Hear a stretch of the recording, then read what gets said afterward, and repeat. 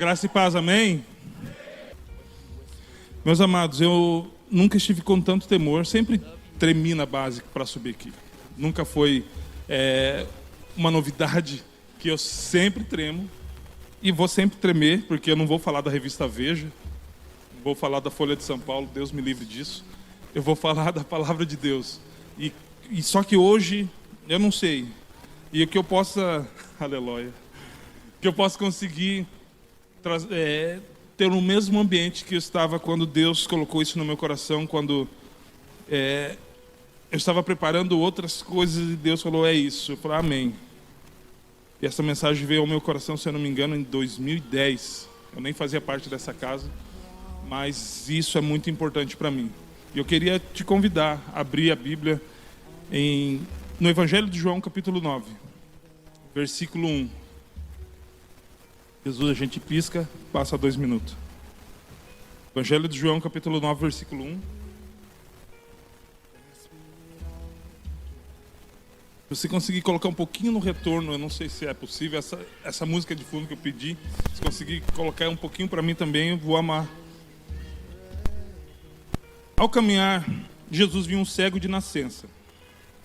E seus discípulos lhe perguntaram, Rabi, quem pecou, esse homem ou seus pais, para que nascesse cego? Jesus lhes respondeu, nem ele pecou, nem seus pais, mas foi para que as obras de Deus fossem reveladas na vida dele. Eu devo fazer as obras daquele que me enviou enquanto é dia, porém a noite vem, quando ninguém pode trabalhar. E de todo esse contexto eu quero pegar essa parte isolada, a noite vem. Alex, você não vai falar sobre o que Jesus fez na vida daquele cego? Não. O contexto diz sobre essa noite, que essa noite se refere, e esse dia que Jesus fala que é necessário que ele faça as obras daquele que enviou ele enquanto é dia, que ele estava falando da sua vida. Enquanto ele estivesse vivendo, ele precisava cumprir o seu propósito. Porém, viria a noite. E quando viesse a noite, quando cessasse a vida, e quando cessasse o momento do propósito, nada mais poderia ser feito, porque a noite vem. E quando a noite vem, ninguém mais pode trabalhar. Mas eu quero me atentar apenas para essa parte. A noite vem. E eu queria trazer aqui para vocês algumas definições de noite. O que é noite? A noite é um período ocorrido durante a rotação da Terra em que não é recebida a luz do Sol. Ou seja, aquela determinada região encontra-se na parte escura do planeta. É um período que compreende entre o pôr e o nascer do Sol. Sem muita ciência por aqui.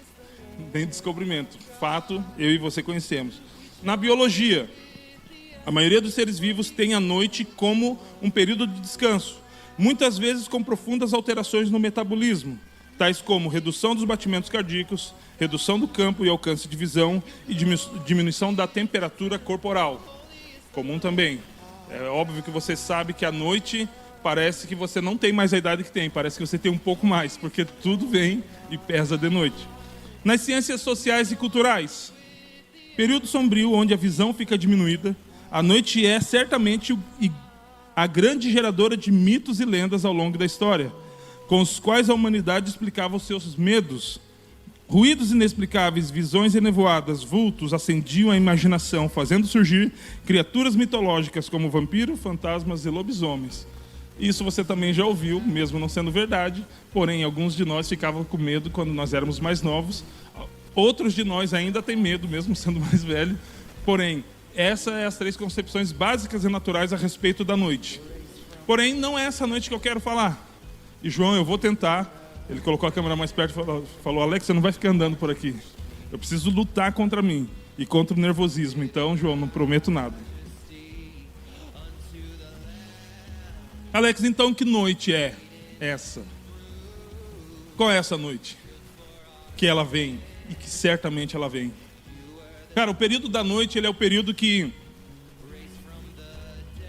nós, ao chegar do trabalho, do nosso expediente, chegamos em casa, tomamos um banho, nem sempre assim, jantamos, quase sempre assim, trocamos um tete a tete e vamos descansar. Só que, por que a noite de descanso? Porque a noite é o período que, cara, pesa. E não estou falando de um peso espiritual, não estou falando desse misticismo todo, sim. Eu estou falando de que, cara, a gente sente o peso do nosso dia, do nosso trabalho, do nosso dia a dia, da nossa correria. Nós sentimos esse peso de noite. Porém, não apenas fisicamente. E a noite que eu quero falar, ela não é uma noite física. A noite que eu quero falar, ela é uma noite circunstancial. E ela é uma noite espiritual.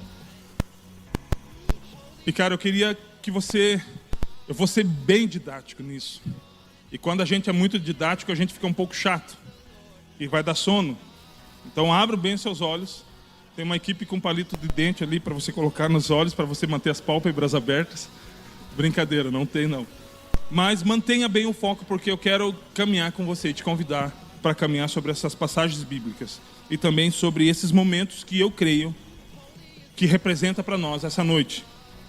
Para nós essa noite ela vem, cara, ela certamente vem. E eu creio que na maioria de vocês já experimentaram ou ainda estão experimentando essa noite. Ela não é um período comum que começa após as 18 e termina aproximadamente às 6 da manhã. Ela é uma noite que as circunstâncias aparecem. A temperatura espiritual diminui. Quando a empolgação vai embora e o cansaço de fato nos encontra.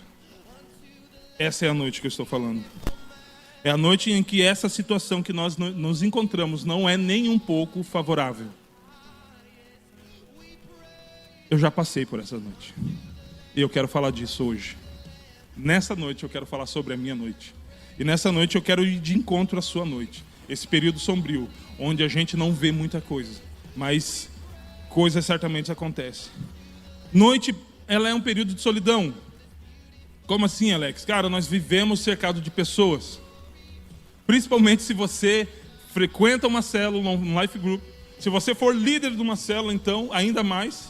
Se for líder do jovem, você está mais perto de gente, porque eles aparecem na hora do almoço. Eu não sei porque, acho que é revelação. Então você está cercado de pessoas. Você sempre tem pessoas ao seu redor.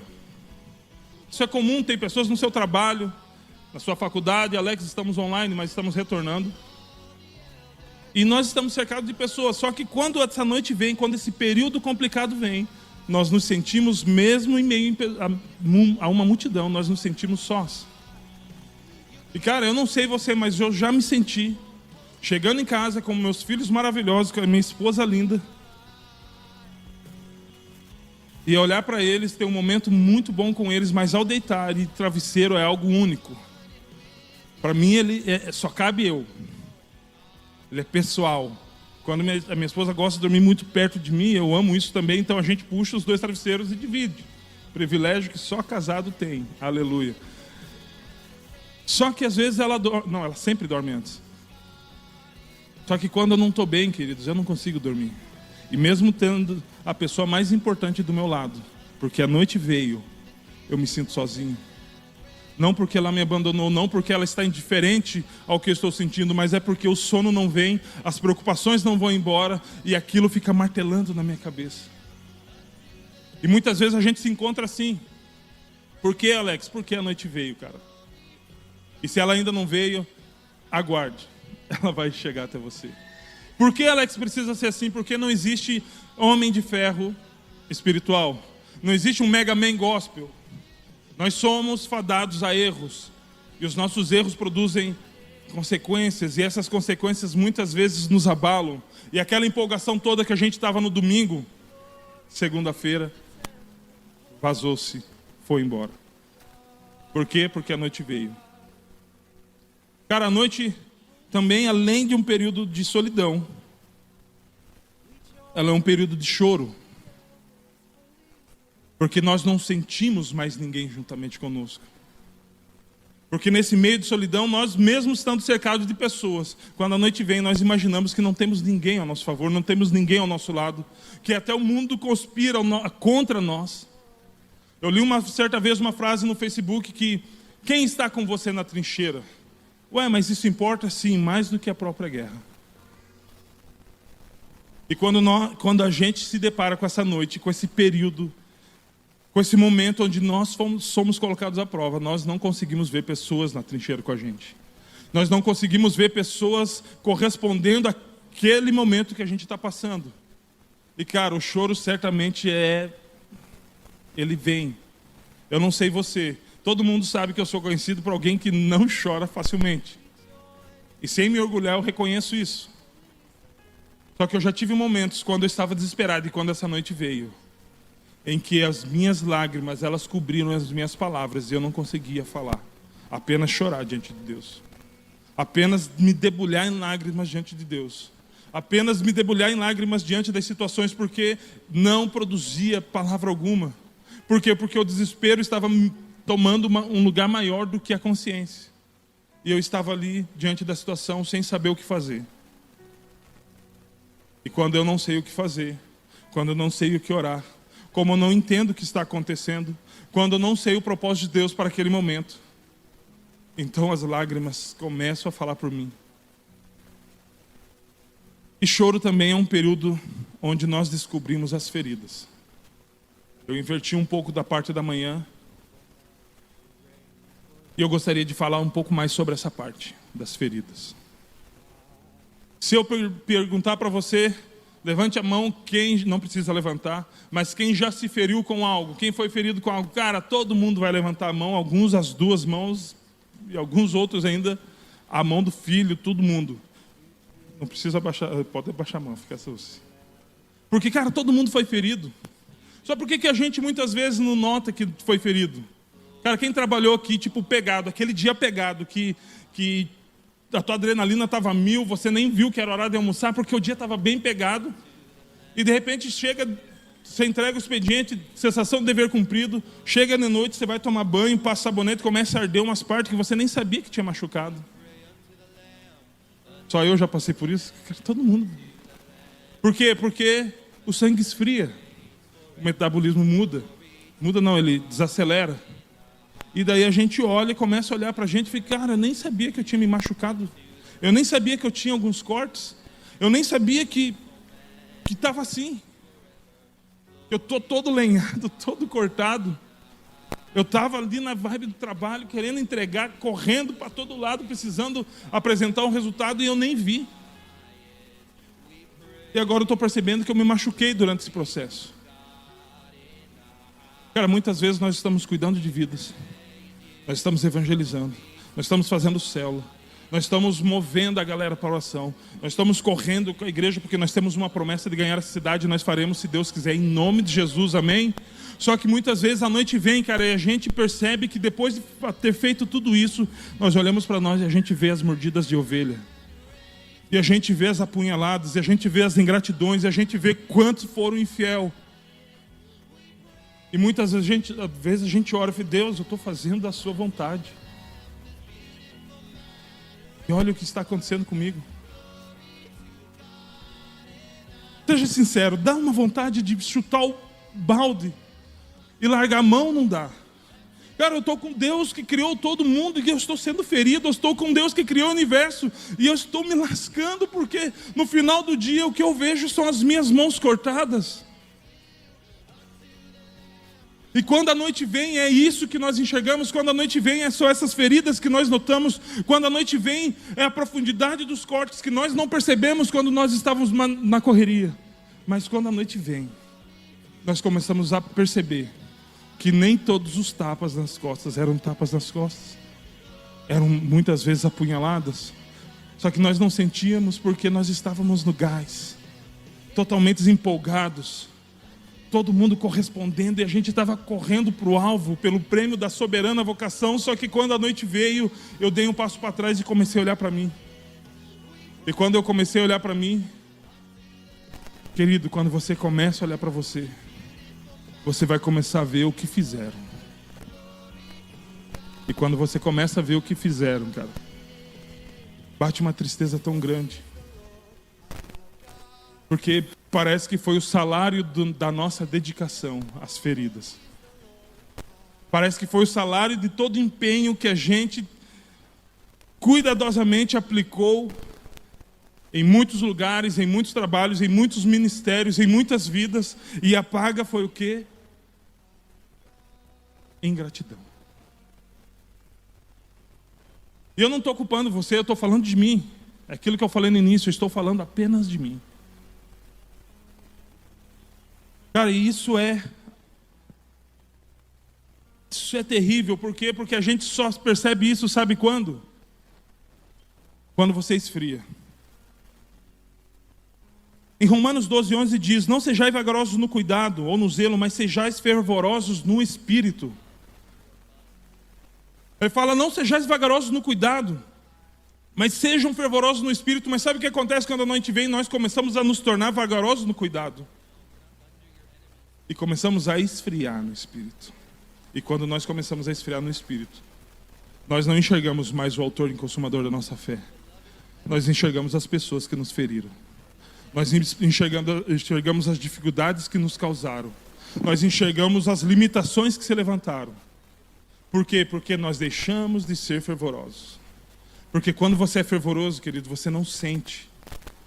Você está que nem um trem desgovernado, passando por cima de tudo aquilo que tem pela frente, e você, aquilo que ficou, nem te faz, não acontece nada, não te provoca nada, mas quando você começa a esfriar, você começa a ver o quanto você se feriu. É por isso que a Bíblia enfatiza: não sejais vagarosos no cuidado, mas sejais fervorosos no espírito. Alex, e que cuidado, que zelo é esse? Com você mesmo. A Bíblia não fala para você olhar para você, mas a Bíblia fala para você cuidar de você. A Bíblia não fala para você olhar para você, mas ela fala em Atos 20:28, tendo cuidados de vós mesmos. Antes de cuidar dos rebanhos, antes de cuidar das pessoas, antes de cuidar dos ministérios, antes de cuidar das coisas que vêm à sua mão, cuide de você mesmo, esteja bem contigo mesmo. A questão é que muitas vezes a gente olha tanto para outras coisas que estão acontecendo fora, e a gente esquece de colocar a nossa vida dentro de cuidado. E isso acontece muito forte, sabe quando? Quando nós nos esfriamos na fé. Quando nós deixamos de ser fervorosos e passamos a ser mornos. Só que não é essa a vontade de Deus. Alex, mas por que Deus não pode me livrar da noite? Ele pode todas as coisas, mas Ele quer livrar? Não. Por quê? Quantos querem conhecer a Deus? Quantos querem ter uma revelação profunda de quem Deus é? Sofrimento é uma das ferramentas que mais te aproximam do que Deus é. O sofrimento é uma ferramenta usada por Deus para te esmagar. E durante esse esmagamento você conheça quem Deus é. Você tenha a revelação de quem Deus é. A Bíblia diz que Jesus, porque obedeceu ao sofrimento, foi aperfeiçoado. Se Jesus foi aperfeiçoado em meio ao sofrimento, quem nós pensamos que somos na fila do pão para querer fugir do sofrimento? Para ser aperfeiçoado, não existe caminho do aperfeiçoamento sem ser esmagado, querido. E a noite ela vem para isso. A noite não vem para você desistir. A noite não veio para você regressar. A noite ela veio para aperfeiçoar você. Só que quando a noite veio, ao invés de persistir, nós queremos desistir. Mas Deus quer colocar em nós um espírito que persevera, de perseverança para passar por isso, porque a noite é um momento, ela é um período e todo período acaba. Só que ele só vai acabar se nós nos posicionarmos e sabermos como passar por ele. Caso contrário, nós teremos uma noite quase que eterna. Deus deseja nos aperfeiçoar, querido. E Ele não vai medir esforços para que isso aconteça. Existe uma palavra que foi denegrida no vocabulário, principalmente brasileiro, que é a palavra oportunista. Não tem nada de errado nessa palavra. Se você for no vocabulário, o que é um oportunista? Aquele que sabe aproveitar todas as oportunidades. Existe algo de ruim nisso? Não. Agora, sabe alguém que é oportunista? Deus. Credo, Alex? Sim, porque não existe nada de errado em aproveitar as oportunidades. Uns creem que a pandemia foi enviada por Deus, outros não, mas eu sei que de fato a pandemia veio como um período de noite para a igreja brasileira. Cara, ela veio nos esmagar, ela veio nos moldar. A pandemia veio de uma forma que triturou as nossas vidas. Eu não creio exatamente que Ele enviou, mas eu creio que Ele teve a oportunidade, tomou a oportunidade disso para moldar as nossas vidas. Só que qual que é a nossa predisposição em fazer quando a noite vem? Fugir do sofrimento. Agora, qual que é a predisposição de a gente ver Paulo? Ele abraça o sofrimento. Ele sente alegria nos açoites.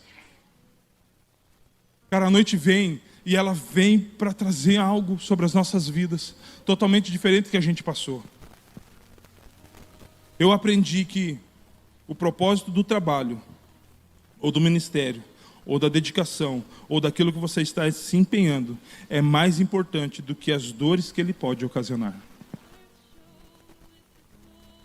Sabe por quê? Porque no seu trabalho manual, seu trabalho profissional, que você recebe por isso, você sabe que virá um valor no final do mês. Você chega cansado em casa, triturado, mas você dorme, repousa e volta. Porque você sabe que o propósito dele é maior do que o cansaço. Só que, na verdade, espiritualmente, muitas vezes nós não fazemos isso. Nós somos surrados, nós apanhamos. E quando nós vemos o cansaço, nós não temos um desejo de voltar no outro dia a fazer a mesma coisa. Por quê? Porque nós não conseguimos ver a nossa paga, o nosso galardão, o nosso prêmio. Na verdade, a gente olha as feridas como se fossem eles, mas não são. Essa é a vida do Evangelho, querido. Essa é a vida do Evangelho. Se você entrou nesse lugar, imaginando que Jesus pode solucionar todos os seus problemas, você entrou no lugar errado. Agora, se você entrou nesse lugar, sabendo que você precisa enfrentar os seus próprios problemas e quer a ajuda dele para isso, então você entrou no lugar certo.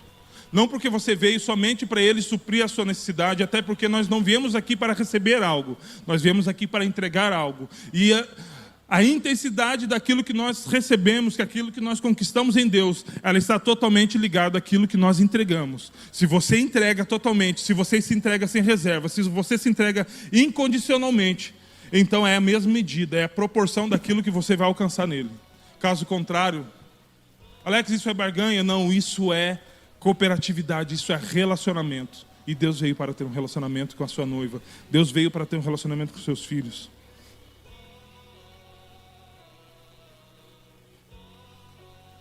Só que quando a noite vem,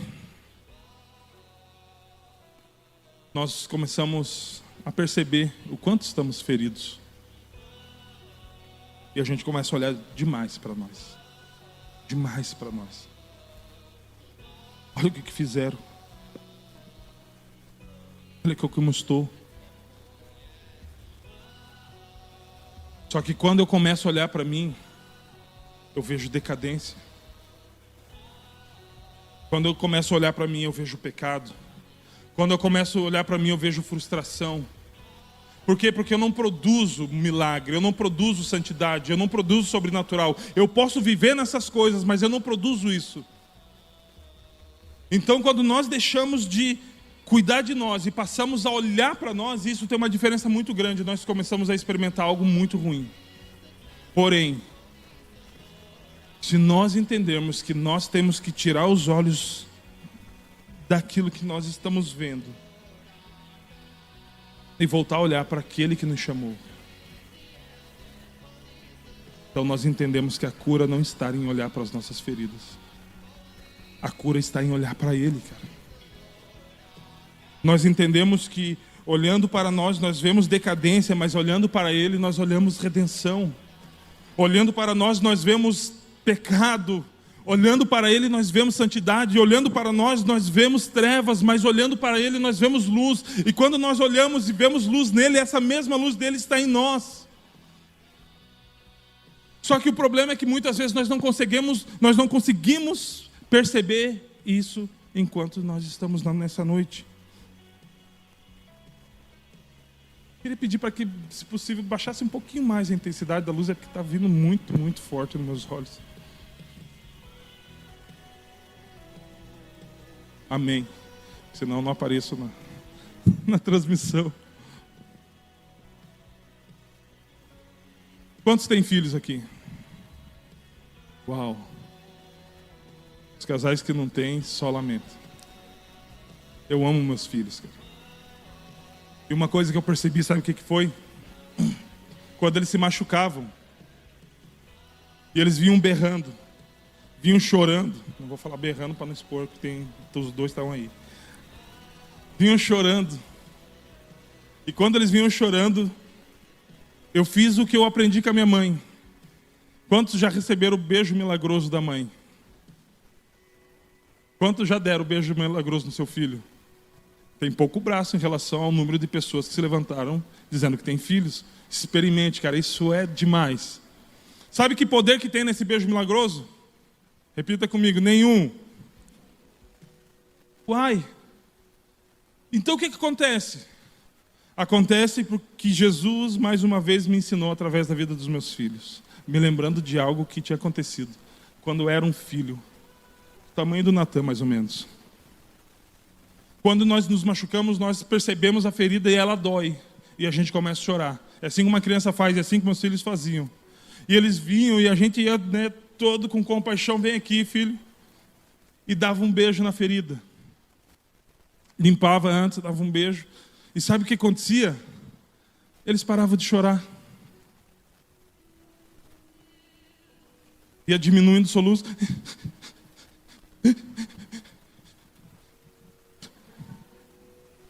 Aquele baita zóio com a lágrima pingando. Fechava, abraçava o filho. Você vai experimentar isso, filho. E a melhor sensação do mundo. E abraçava o filho. Ele parava de chorar e dali a pouco o que ele estava fazendo? Correndo de novo. Quando eu estava ferido, quando eu estava passando pela noite, Jesus falou: Alex, eu preciso que você aprenda algo. Não existe poder milagroso num beijo de um pai. Não existe nada sobrenatural no beijo de um pai. Sabe o que existe? Uma mensagem que diz: ei, eu estou aqui. Não existe lugar mais seguro do que esse. Eu estou aqui. E eu entendia que a presença era maior do que a dor. E eu entendia que a presença era maior do que aquela ferida que tinha sido causada. E eu tive o privilégio de fazer inúmeras vezes com meus filhos isso. Inúmeras vezes. Só que daí Deus me levou a ir mais profundo nisso. Ele me fez lembrar de quando meus pais faziam isso. Porque todo pai também é um filho. E eu tive poucas lembranças. Eu aprendi com Deus que quando eu me machuco, eu não tenho que ir para o Facebook, que é o muro das lamentações virtuais nos dias de hoje. Eu não tenho que murmurar com meu irmão, falar mal de quem me feriu. Não, eu tenho que ir para o colo daquele que eu me sinto seguro. Porque o beijo e o abraço dele vai trazer cura para a minha vida. Vai me trazer uma sensação de que eu estou sendo cuidado, de que eu estou sendo protegido. E eu nem sempre fui crente, eu creio que você sabe disso. E quando eu era adolescente, eu tinha um monte de ausências. Mas um monte de ausências. Lacunas gigantescas. Eu não terminava aquilo que eu começava. Eu era o melhor aluno no primeiro e segundo bimestre, mas reprovava por artes no quarto bimestre. Eu passava mais tempo fora gazeando, porque gazear aula era um desafio. O colégio que eu estudava era quase que uma fortaleza. E nós conseguimos romper a barreira da fortaleza. Não tenho orgulho nenhum disso. Eu ria de desespero. Meus filhos estão ouvindo. Eu destruía relacionamentos. Eu não valorizava as pessoas. Só que por muitas vezes meus amigos aplaudiam isso, as pessoas aplaudiam isso, porque lá no mundo, eu não sei por que razão, isso é status. Cara, isso é uma desgraça.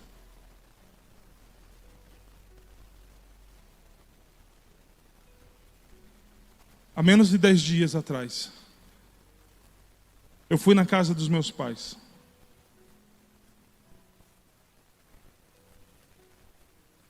Por ser um cara todo complicado, sabe o que eu fiz? Fui morar longe, vazei, destruí relacionamentos e casei sem que meus pais sequer soubessem.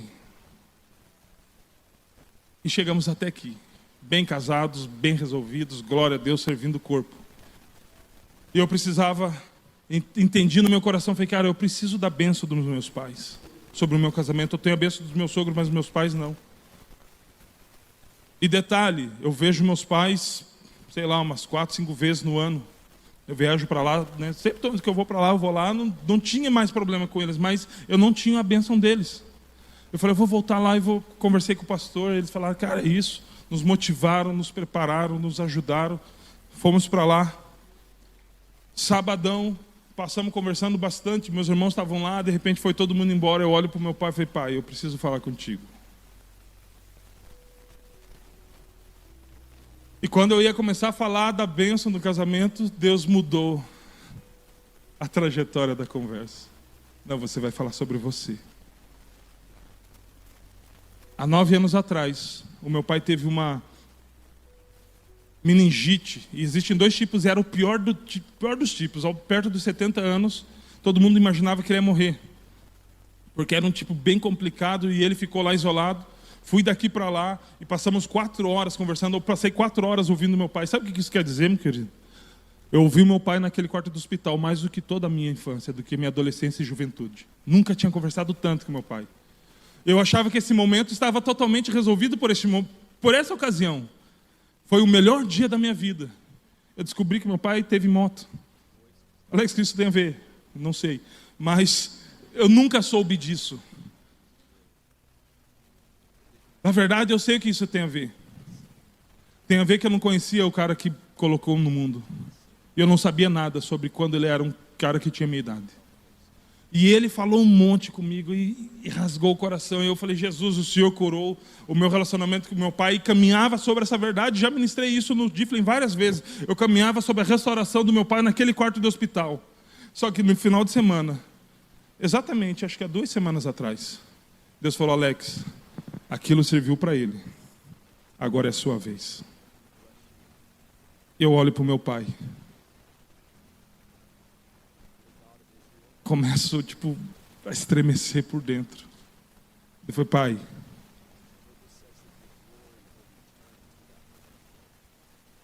eu preciso te pedir perdão. Porque eu rejeitei o Senhor como pai no meu coração e não queria ser igual a você. Por quê? Porque eu nunca tive um abraço. Eu não lembro de quando eu te abracei. Às vezes que eu me machucava, eu via: seja homem. Mas eu não tinha aquele beijo que poderia me curar. Eu nunca tive... Eu fui jogador de basquete semi-profissional. Não sei se é esse nome, mas é uma categoria antes. Uma depois do Zé Ruelo e uma antes do profissional. Amador. A gente jogava por várias cidades. Eu nem tinha idade para jogar, por sinal. Mas o cara, por causa da minha dedicação e um pouco da habilidade, ele me colocou num dos times. Sabe quantas vezes meu pai estava na arquibancada? Nenhuma. Sendo um desportista. Sabe quantas vezes meu pai me apoiou nas minhas dificuldades? Nenhuma. Eu ouvia falar que o filho mais novo era o filho que era mais amado, mas isso não acontecia na minha casa. Eu viajava e meus primos falavam: cara, como eu queria ser filho do tio Bentinho, porque ele é o tio mais gente boa que tem. E eu tinha que baixar a cabeça, porque não era a verdade que eu vivia. Eu passei uma noite, a noite veio para mim, só que ela não durou 1 mês, 1 dia, 1 ano, ela demorou anos. Anos de uma rejeição. Anos que eu me estraguei na vida porque não tinha alguém que falava: não, filho, não faz isso, cara. É que... Eu falei: pai, eu disse para mim mesmo: eu jamais vou ser para os meus filhos o que o meu pai foi para mim. O meu pai não é um modelo de pai. E detalhe, eu tinha um modelo de família que era muito diferente do que tem hoje em dia, do que a maioria das famílias. Eu tinha um modelo de família que está se tornando raro na sociedade, não na igreja, em nome de Jesus. Qual era o modelo de família? Pai, mãe e filhos morando na mesma casa. Só que eu fui um órfão de pai presente. E sabe o que você quer ver seu pai? Meu pai era jogador de bola profissional. Essas firulas que eu vejo os caras fazendo, eu lembro que meu pai fazia. Só que adivinha quem era o último a ser convidado para entrar no time? Eu era ruim demais. Só que sabe o que eu ia fazer se fosse meu filho? Eu sei que ele não é tão habilidoso. Vem, fica perto do pai. Eu vou cobrir a sua ruindade na bola. Deixa eu ser um cara que vai guardar você, filho. Não é superproteção, mas tem um momento que a gente protege e ensina para o momento de enviar. E eu não tive isso. Eu falei: pai, Eu não estou colocando a culpa das minhas desgraças no Senhor. Mas eu preciso abrir meu coração. Eu não posso mudar o passado, cara. Mas eu posso resolvê-lo. Você não pode mudar o seu passado. Mas você pode resolver ele. E eu conversei com meu pai por algumas horas. E daí chega meu irmão mais velho. A gente conversa mais um pouco. O cesso era para eu voltar no domingo. Não volto. Cancelo tudo que eu tinha para fazer na segunda. E segunda-feira bato na casa do meu pai. Tá em casa, pai? Tô. Beleza. Pai, mãe, eu desonrei vocês. Eu sempre sonhei, pai, em entrar com vocês no meu casamento. Eu sonhei ter a minha formatura do ensino médio, do jeito que acontecia antes. Eu já nem sei como é que acontece. Muitos pais nem vão. Mas naquela época eu lembro que meus pais foram na formatura do meu irmão mais velho. E eu queria que eles fossem na minha formatura. Só que eu nem terminei o ensino médio, cara. Eu não queria mais ficar naquela casa. Eu não queria mais estar ali. Eu falei, pai, eu desonrei o Senhor porque eu ensino para os adolescentes e jovens sobre o poder do envio. E eu não fui enviado para o Senhor para constituir uma família. Eu ensino para eles sobre paternidade, sobre bênção dos pais, mas eu não tenho a bênção de vocês sobre o meu casamento. Eu ensino para eles a importância de tudo isso, mas o Senhor foi começar a conhecer a minha filha.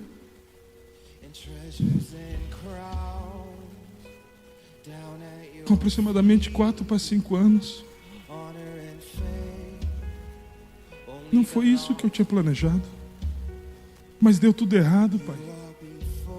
Porque tudo aquilo que eu falei que não faria igual o Senhor, eu fiz.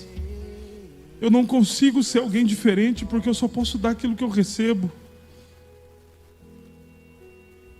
Eu lembro até hoje, numa outra vez que meu pai estava na UTI, ele tem bronquite asmática crônica, e eu cheguei no hospital 24 horas em Curitiba. Eu falei, eu sou filho do seu Bento. Ele falou, ele está aqui numa UTI montada, mas não pode entrar, não é horário. Eu não sei o que eu fiz. Eu sei que quando eu vi, eu estava lá dentro. Meu pai estava nu, com tubos no nariz, na boca, desacordado.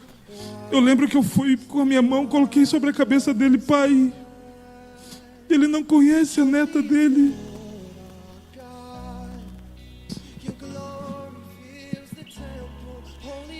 Não permita que ele se vá sem antes ele poder abraçar a neta dele, pai.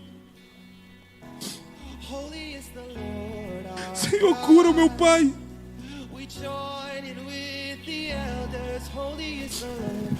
Traz ele de volta, pai. Deus, cura o meu pai. Me permita ter a minha família sentada à mesa com meu pai, com meus irmãos, pai. Ainda nunca aconteceu de eu sentar com minha mãe, com meu pai, com a minha família. Nunca tinha acontecido. Por quê? Porque eu decidi tomar o rumo da minha história achando que eu sabia de tudo, mas eu não sabia de nada.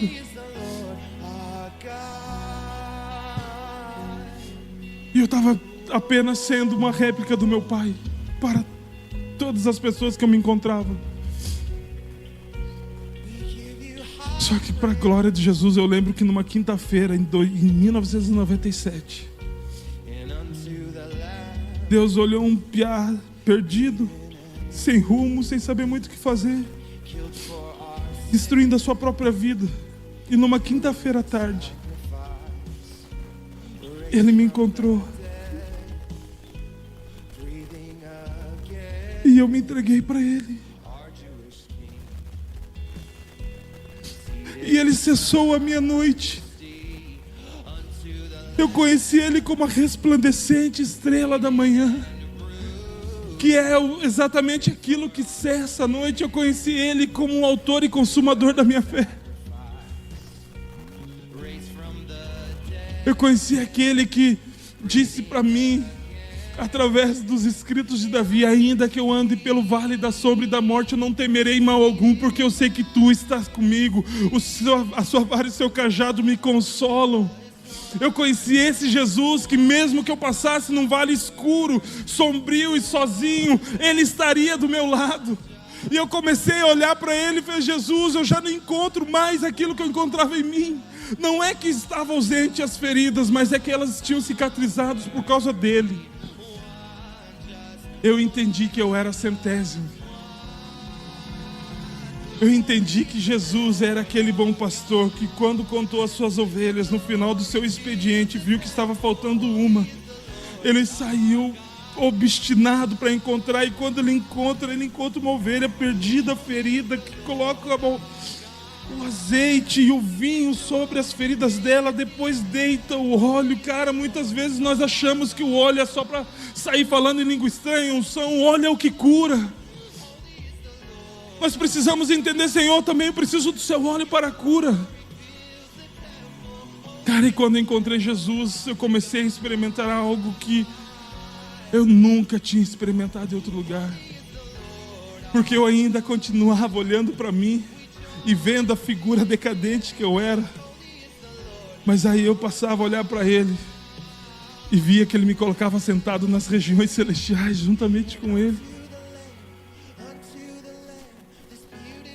Só que depois dessa semana, 10 dias atrás, que eu me encontrei com meu pai e com a minha mãe, e falando tudo isso para eles, pedindo perdão por ter desonrado, a minha esposa estava conversando com meu irmão, pegando um negócio, pegando outro, e quando eu vejo uma coisa que estava ardendo no meu coração, daí ela veio com uma toalha, uma bacia e uma jarra. Só a Raiz sabe o que é isso. Nos ajoelhamos diante do meu pai e da minha mãe. Eu peguei aquela água e comecei a deitar sobre os pés do meu pai. E eu comecei a misturar com lágrimas e comecei a lavar aqueles pés. Eu venho, lavo os pés da minha mãe. Daí eu volto a abraçar o meu pai.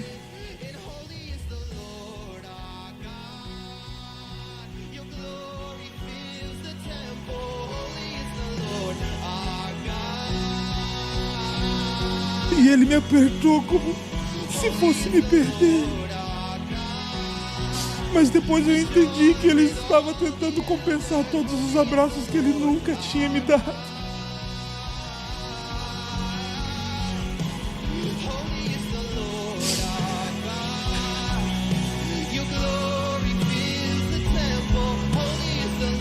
Eu abraço a minha mãe, eles são baixinhos, eles encaixam direitinho aqui no meu colo.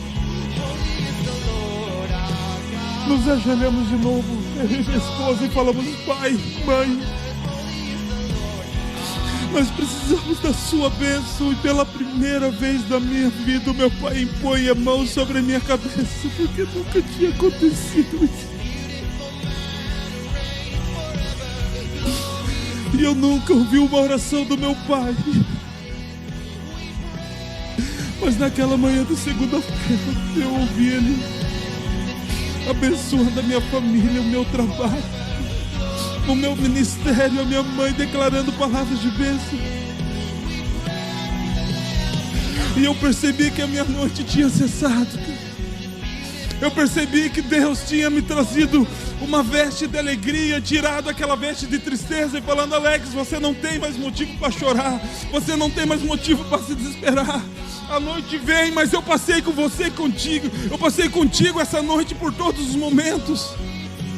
Não importa a noite, na verdade, não importa as dores, não importa as feridas, importa na verdade para onde você está olhando, cara.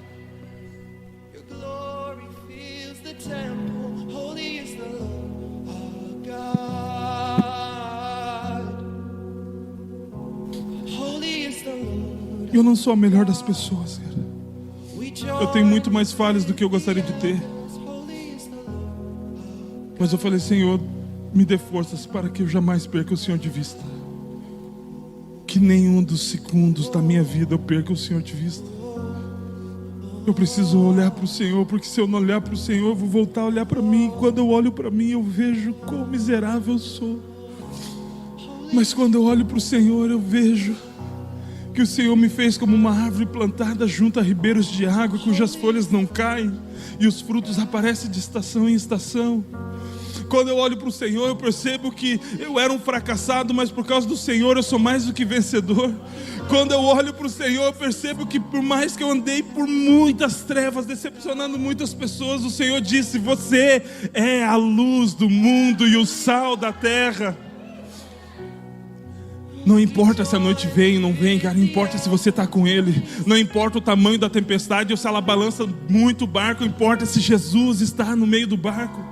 O segredo de toda essa história, o segredo de tudo isso, não é ser forte, não é ser perseverante, não é bater no peito e eu dou conta. O segredo de tudo isso é: eu não estou sozinho, cara, porque eu estou escondido em Cristo Jesus. Eu entendi o que é a habitação no esconderijo do Altíssimo. Quando eu não sei o que fazer, quando eu não sei que atitude tomar, eu corro para o esconderijo do Altíssimo, a sombra do Onipotente, e descanso. Eu não me desespero, eu não desisto, eu descanso. Nele eu tenho descanso. Eu não preciso desanimar, eu não preciso parar, porque eu consigo descansar em Deus. Aleluia. 2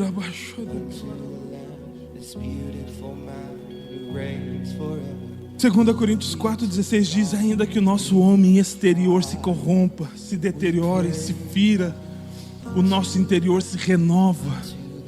Não importa o que acontece aqui, querido, eu não sou daqui. Aqui é uma breve passagem, talvez eu fique só, 70, 80 anos. O que importa é as coisas que eu não vejo, mas que são eternas. Aquilo que tem um peso de glória, que não se vê, mas que Ele reservou para mim. Cara, eu olho para Jesus e vejo: Jesus, eu não mereço a minha família, mas mesmo assim o Senhor me deu. Cara, eu te convido a um dia ir lá em casa e ver a mulher e os filhos que Deus me deu. E você fala: Alex, você não merecia mesmo, cara. Jesus foi muito bom com você, cara. Jesus foi muito bom, Alex, porque eles são lindos, sim, também. Mas é porque, cara, se você vê o coração que a minha filha tem, o coração que o Natan tem, eles puxaram da mãe. O Natan, ele é todo dedicado, atencioso. Uma vez a gente estava ajudando uma moça e ele chegou: pai, se essa moça precisar posar, a moça estava sem casa, se ela precisar posar aqui, ela pode ficar na minha cama, pai. Eu durmo no sofá. Cara, não era assim, cara. Olha o que Deus me deu.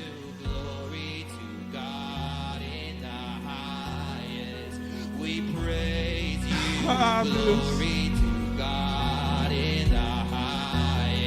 E daí essa semana a gente teve uma situação bem complicada em casa. E eu vi que minha filha estava ferida, ela estava chorando muito, de uma maneira até um pouco além do normal. Aí pedi para a Thaís conversar um pouco com ela. Daí eu falei: vou lá entrar no quarto com ela, porque Deus já está falando comigo faz tempo. Peguei uma cadeira, sentei lá, fiquei olhando. Ela olhou para mim assim e falei: senta, filha. Ela sentou e falei: fala, filha. E ela veio com a relação e colocou. Tinha coisa que era mimimi, tinha coisa que era verdade, tinha coisa que tinha fundamento, mas eu ouvi todas elas, porque uma das pessoas mais importantes estava sentada à minha frente. E ouvindo ela, eu falei: filha, para um pouquinho, eu preciso te pedir perdão. Por quê? 2004, quando a sua mãe veio com um teste de farmácia, com os 2 risquinhos do desespero. Desespero porque eu era cabeção, porque como eu queria mudar aquele dia. E ela fala: Alex, eu tô grávida. Eu morava com a minha prima, eu falei: ei, cara, eu tava afim de falar com ela sobre aborto. Minha prima, conhecendo a Thaís, falou: não, a Thaís não vai aceitar isso. Não, mas eu compro aqueles remédios com veneno, misturo na comida. Alex, não vai rolar.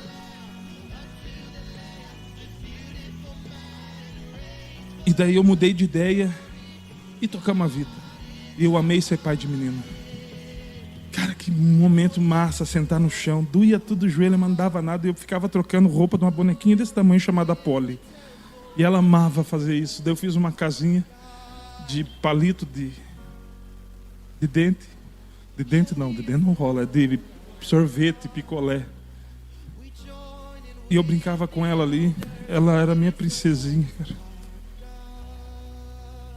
Eu a amo até hoje. E Deus me deu alguém tão parecido comigo, cara. Tão parecida comigo. Eu falei: filho, eu preciso te pedir perdão porque eu rejeitei você. Mas o pai não sabia o que eu estava fazendo. Talvez por eu ter rejeitado você, Satanás se aproveitou dessa declaração e colocou isso na sua vida, fazendo você acreditar que você estava sendo rejeitada, que ninguém gostava de você. Mas primeiro eu preciso te falar: eu te amo. E eu quero reafirmar aqui: eu te amo, filha, com todas as minhas forças. E daí, aquele momento passou, dei um abraço nela, resolvi. Alex, você planejou como isso? Eu não planejei, cara.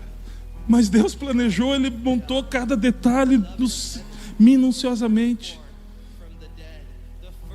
Eu entrei numa noite pelas minhas próprias situações.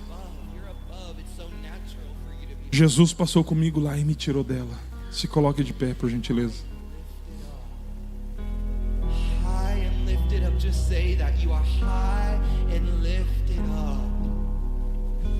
Eu quero fazer aqui rapidamente 2 apelos. Meu horário voou já.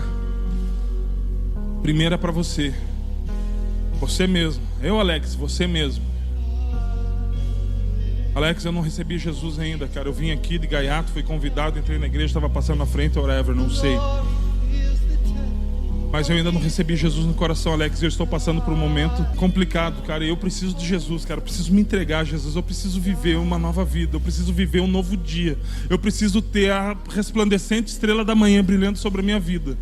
Eu preciso ter uma experiência com Cristo. E eu posso dizer para você: eu experimentei várias coisas lá fora, mas nada se compara ao sentar à mesa com Cristo, cara. Se você é uma dessas pessoas que quer se entregar para Jesus de uma vez por todas, eu gostaria que você fizesse um sinal com a sua mão. Alex, eu já caminhei com Cristo uma vez e me afastei. Cara, mas hoje, coincidentemente, eu estou aqui. Não, Cristo, coincidentemente, você está aqui. Foi Jesus que te trouxe. E eu quero voltar para Jesus, Alex. Cara, minha vida sem Ele não vale nada, nenhum ovo cozido. Você está aqui, quer receber Jesus, quer se entregar para Jesus. Eu gostaria que você fizesse um sinal com as suas mãos, por gentileza. Cara, não saia daqui e enfrente os seus dias sem ter Jesus do seu lado. Não repita uma história que você talvez tenha sido vítima dela. Alguém? Concluindo isso, então eu vou para o segundo apelo.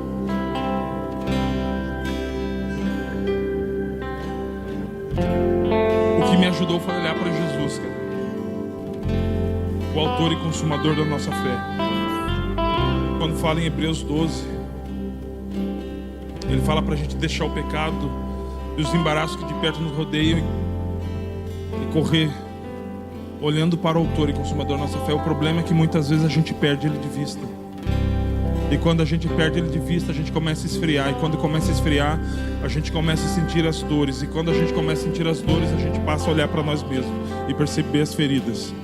E a gente vai se afastando cada vez mais deles, cada vez mais de Jesus. E Jesus não me trouxe aqui essa noite para falar somente para mim mesmo. Ele sabe que você perdeu ele de vista, cara. Só que ele está falando: ei, eu desacelerei para você me alcançar de novo. Ei, eu continuo no mesmo lugar para que você possa olhar para mim. Se você tem um desejo do seu coração de reativar essa visão de quem Cristo é, cara, isso é contemplar. Pare de olhar para Jesus de uma forma religiosa. Pare de olhar para Ele de uma forma com um sincretismo.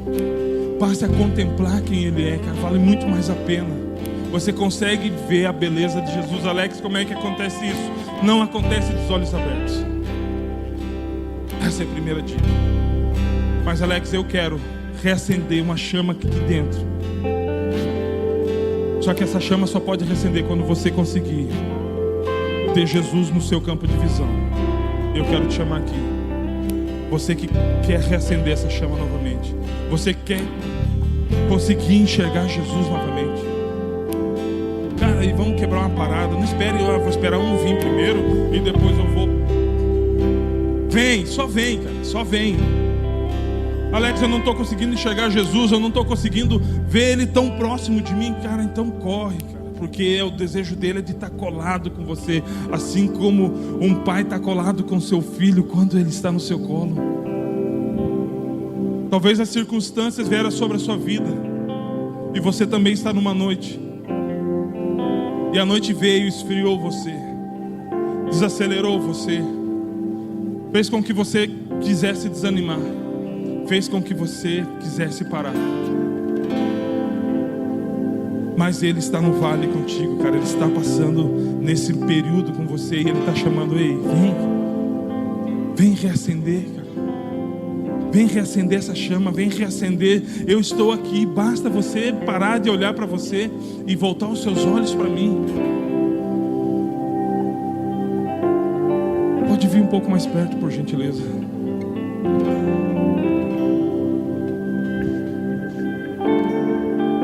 Glória a Deus, glória a Deus. Alex, mas se eu for para frente, vão saber que eu estou com a minha visão um pouco embaçada de Jesus. E daí? Você acha que eu estou ligando se as pessoas vão ver que eu tenho ou não Jesus? O que eu quero é ter Jesus e ponto final. O que eu quero é correr para os braços dele e ponto final. O que eu quero é ter um relacionamento com Ele em ponto final. Não importa o que pensam, não importa o que dizem. Eu quero Jesus porque Ele é suficiente. Se eu tenho Jesus, isso basta. Eu não preciso da opinião pública. Eu não preciso das questões levantadas a meu respeito.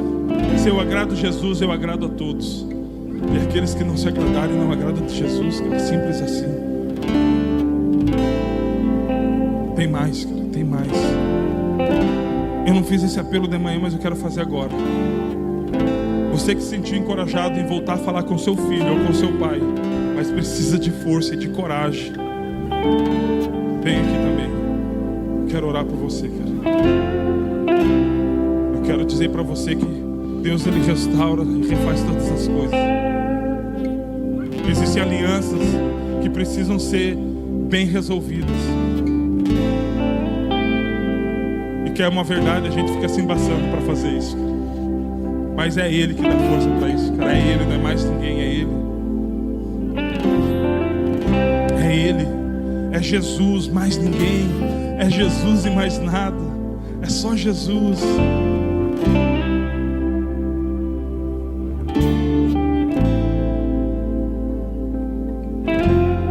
Vocês que estão aqui na frente, olhem para mim, por gentileza. Quando João, o discípulo de Jesus, foi chamado, ele tinha 14 anos. A idade de alguns adolescentes aqui que estão aqui. 14 anos. Ele olhava para Jesus e via uma figura de pai, uma figura de irmão, de amigo. Por isso que ele estava presente na crucificação, porque menor de idade não poderia ser crucificado. Por isso que ele foi o único que não abandonou Jesus, porque ele estava imune contra os ataques de Roma. E João era o amigo íntimo de Jesus. Sabe por quê? Porque todos conheceram Jesus como Salvador, mas João queria conhecer Ele como Senhor. João queria conhecer Ele como Deus. João queria conhecer Ele como Pai. E aí João conheceu Ele como amigo. E sabe o que ele fez? Deitou no colo de Jesus e descobriu que não existe outro lugar melhor para estar. Só que Jesus voltou para o céu, cara. O amigo voltou para o céu. Ele tinha uma promessa que voltaria, mas ninguém sabia quando era. João continuou a sua carreira ministerial. Foi preso. Como tortura, ele foi condenado a ser fritado num tacho de óleo. Ele foi jogado num tacho de óleo fervendo. Sabe o que aconteceu? Sobreviveu. Ei, olha as feridas. Você sobreviveu. Elas não foram suficientes para matar você. Só que daí, como eles viram que não conseguiram matar um cara que é apaixonado pelo seu amigo Jesus, encerraram ele numa ilha. Essa ilha tem o nome da minha primeira célula, Patmos, lugar de morte. E João estava lá na ilha. Pode abaixar, por gentileza. E João estava lá na ilha, quase que um Alcatraz, uma ilha que ele estava exilado. E cara, eu tenho certeza que a saudade do amigo Jesus batia nele. Eu tenho certeza que a saudade de ouvir a voz de Jesus vinha para ele. E ele estava naquele lugar, mesmo com as feridas, ele sabia que valia a pena, porque foi por causa de Jesus. Mesmo por causa das torturas, ele sabia que valia a pena, porque foi por causa de Jesus. E eu quero dizer para você que se foi por causa de Jesus, vale a pena, cara. Vale a pena. E num belo dia, João estava lá, exilado, sozinho. Não tinha ninguém para ele compartilhar. De repente ele ouve uma voz: sobe para cá. Era a mesma voz que anos antes ele ouviu: segue-me, o meu amigo, o meu Salvador. Ele me chamou para ter revelações que nenhum outro poderia ter. E quando João começa a escrever, sabe o que ele diz? Sabe o que a Bíblia diz acerca de João? Que João viu. A questão não é o que você está passando, a questão é: você consegue ver? Você consegue enxergar? Você consegue falar: cara, eu não estou correndo com tanta velocidade, mas eu não perdi Jesus de vista. Eu estou conseguindo ver. E apesar dele ter visto os 7 Espíritos de Deus, que são a sabedoria de Deus, apesar dele ter visto as trombetas, os anjos, os querubins, os serafins, ter visto os 24 anciões, mas ele também, quando estava chorando desesperadamente, veio alguém e consolou: ei, não chore, a raiz de Davi, o leão da tribo de Judá, ele está vindo, porque ele é digno de abrir o livro e de desatar os seus 7 selos. Ele se encontra com aquele que ele jamais perdeu de vista. Ele jamais perdeu de vista.